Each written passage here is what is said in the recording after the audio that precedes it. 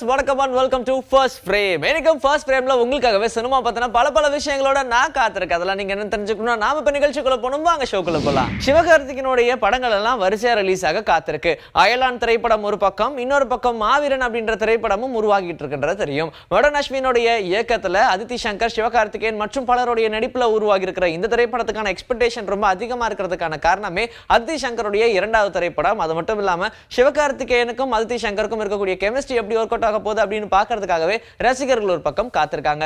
படத்துடைய ப்ரமோஷனுக்காக ஒவ்வொரு பாடலா எப்பவுமே ரிலீஸ் பண்ற மாதிரி இந்த திரைப்படத்திலையும் ஆல்ரெடி ஒரு பாடல் ரிலீஸ் பண்ணியிருந்தாங்க.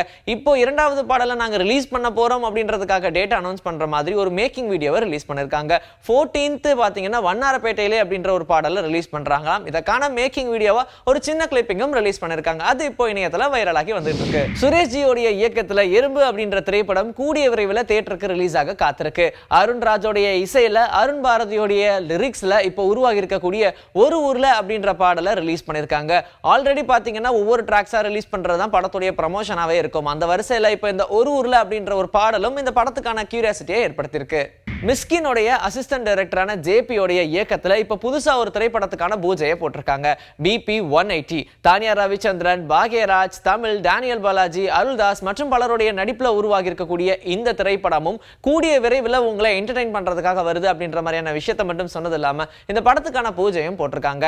இதுல இயக்குனர் மற்றும் நடிகரான கே பாக்யராஜ் அவர்கள் பல விஷயங்களை ஷேர் பண்ணிருக்காங்க. அவர் என்ன சொல்லிருக்காரு அப்படின்னு பாத்தீங்கன்னா, இந்த திரைப்படத்துக்கான ப்ரொடியூசர் வட மாநிலம், அதாவது குஜராத்ல இருந்து தான் வந்திருக்காங்க. குஜராத்ல இருந்து வந்திருந்தாலும் அவங்க தமிழ்ல ப்ரொடியூஸ் பண்ற முதல் திரைப்படம், நம்ம மேல ஒரு மிகப்பெரிய நம்பிக்கை வச்சு வந்திருக்காங்க.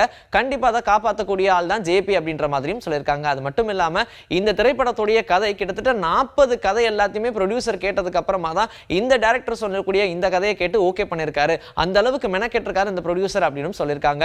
இதுல முக்கியமா வேலைகளே ஜிப்ரானுக்கும் இசையில வேலை இருக்கும், அதே மாதிரி தானியா ரவிச்சந்திரனுக்கும் டேனியல் பாலாஜிக்கும் நடிப்புல வேலை இருக்கும் அப்படின்ற மாதிரியும் சொல்லியிருக்காங்க. முன்னாடியே வேற ஒரு சில டைட்டில்லாம் சொன்னாங்க, அது எதுவுமே இந்த கதைக்கு பொருந்து போகாம தான் இருந்துச்சு. ஆனா இந்த பிபி 180 அப்படின்ற இந்த திரைப்படம் தான் இந்த த்ரில்லிங் கதைக்கு ஏத்த மாதிரியான ஒரு டைட்டிலா இருக்கு அப்படின்ற மாதிரியான விஷயம் மட்டும் இல்லாம பல விஷயங்கள் ஷேர் பண்ணிருக்காங்க. இதுல பாக்யராஜ் அவர்கள் மட்டும் கிடையாது, இயக்குனரான ஜேபி, தானியா ரவிச்சந்திரன், டேனியல் பாலாஜி அப்படின்னு நடிச்சிருக்கக்கூடிய நடிகர்கள் எல்லாருமே நிறைய விஷயங்களை பேசியிருக்காங்க. தமாகா அப்படின்ற திரைப்படத்துக்கு அப்புறமா தமிழ் சினிமாலையுமே ரவி தேஜாக்குன்னு ஒரு மிகப்பெரிய அங்கீகாரமானது கிடைச்சிக்கிட்டே தான் இருக்கு. பொதுவாகவே அவர் நடிக்கக்கூடிய எல்லா திரைப்படங்களுமே ஆந்திரால பெரிய லெவல்ல ஹிட் ஆகும். அது மட்டும் இல்லாம அதர் ஆடியன்ஸையும் கவர்ற வகையில தான் ரீசெண்டா ரிலீஸ் ஆன ஒரு 5-6 படங்களை நம்ம சொல்லிக்கிட்டே போலாம். அந்த வரிசையில லாஸ்டா ரிலீஸ் ஆன தமாகா அப்படின்ற திரைப்படமே தமிழ் ரசிகர்கள் மத்தியில ஒரு நல்ல வரவேற்பு கிடைச்சது. அடுத்ததா இப்போ இன்னொரு இயக்குனரோட இணைஞ்சிருக்காங்க. அந்த திரைப்படத்தோடைய டைட்டில் அனௌன்ஸ்மெண்ட்டும் வந்திருக்கு. கார்த்திக் கட்டாம்னேனியோடைய இயக்கத்துல ஈகிள் அப்படின்ற திரைப்படத்துல இப்போ ரவி தேஜா நடிச்சுக்கிட்டு இருக்காங்க. சோ அந்த திரைப்படத்தோடைய முதல் கட்ட படப்பிடிப்பான தொடங்கின உடனே இந்த டைட்டில் அனௌன்ஸ்மெண்ட் அப்படின்ற ஒரு விஷயத்தை அனௌன்ஸ் பண்ணிருக்காங்க. இதுல அனுபமா பரமேஸ்வரன் கதாநாயகனா நடிக்க இன்னும் பல பேர் இந்த திரைப்படத்துல காஸ்ட் அண்ட் க்ரூவா இருக்காங்க. அது மட்டும் இல்லாம இந்த படத்தை பத்தின அப்டேட்ஸ் எல்லாமே கூடிய விரைவில் உங்களை வந்து சேரும் அப்படின்ற மாதிரியான விஷயத்தையும் சொல்லியிருக்காங்க. ஒரு நல்ல நாள் பார்த்து சொல்றேன் அப்படின்ற திரைப்படத்துல விஜய் சேதுபதி, கௌதம் கார்த்திக் எல்லாம் சேர்ந்து நடிச்ச அந்த திரைப்படமும் ரிலீஸ் ஆகி ஒரு நல்ல வரவேற்பு ரசிகர்கள் மத்தியில கிடைச்சது. இந்த திரைப்படத்துடைய இயக்குனர் ஆறுமுககுமார், இவருடைய இயக்கத்திலேயே அடுத்தபடியா விஜய் சேதுபதியும் நடிக்கிறாங்க அப்படின்ற விஷயம் ஆல்ரெடி நமக்கு கிடைச்சதுதான். இந்த திரைப்படத்துக்கு இன்னுமே பெயர் வைக்கல அப்படின்னாலுமே இந்த படத்தை பத்தின ஒவ்வொரு அப்டேட்டாவும் கொடுத்து வந்துகிட்டு இருக்காங்க.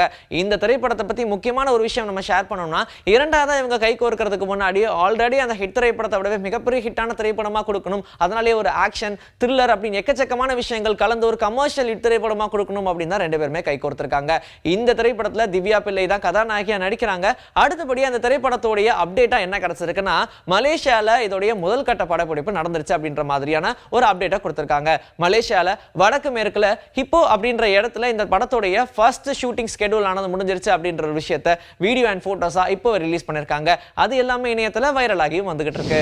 விக்னேஷ் சிவன், நயன்தாரா அப்படின்னு சொல்லும்போது நிறைய விஷயங்கள் நம்ம ஞாபகத்துக்கு வரும். ஒரு திரைப்படத்தை எப்படி ரிலீஸ் பண்றோமோ அதே மாதிரி நாங்க கல்யாண கவரேஜ் ரிலீஸ் பண்றோம் அப்படின்னு சொன்ன விஷயம்லாம் உங்களுக்கு ஞாபகம் இருக்கும்னு நினைக்கிறேன். நெட்ஃபிளிக்ஸ் நிறுவனம் ஆல்ரெடி இவங்க கல்யாணம் நடக்கிறதுக்கு முன்னாடி இவங்க கிட்ட ஒரு அக்ரிமெண்ட் போட்டதாகவும் 500 கோடி 300 கோடி 250 கோடி அப்படின்னு கோடிகள்ல விலை பேசி அந்த படத்தை நாங்க ரிலீஸ் பண்றோம் அப்படின்ற மாதிரி ஒரு கல்யாண கவரேஜுக்கு பெரிய பில்டப்லாம் கொடுத்தாங்க.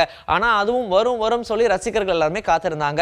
கடந்த ஆண்டு ஜூன் 9ஆம் தேதி நயன்தாராக்கும் விக்னேஷ்வனுக்கும் கல்யாணம் நடந்துச்சு. அதுல ரிலீஸ் ஆன போட்டோஸ் எல்லாமே இணையத்துல வைரலாகவே ஒரு நல்ல காசை பார்க்கலாம் அப்படின்னு நினைச்சிட்டு இருந்த நெட்ஃபிளிக்ஸ் நிறுவனம் இன்னும் தள்ளி போய்கிட்டே இருக்கு. இடையில என்ன சொன்னாங்க அப்படின்னா, இதை நாங்க மாத்துறோம் இல்ல அவங்களுக்கு கொடுக்குறோம் அப்படின்ற மாதிரிலாம் சொல்லிட்டு இருந்தாங்க.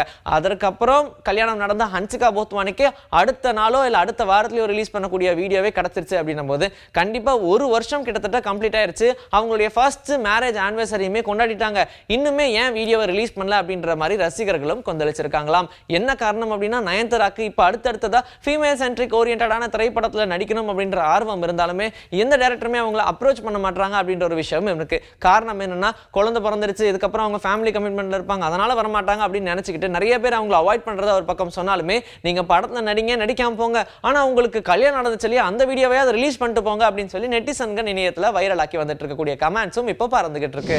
ஓகே மக்கள்ஸ், நான் டாடா பாய் சொல்ல வேண்டிய நேரம் வந்தாச்சு. நாளைக்கு இதே மாதிரி 7 o'clock ரெடியா இருங்க. ஃபர்ஸ்ட் ஃப்ரேம்ல உங்களை நான் வந்து சந்திக்கிறேன்.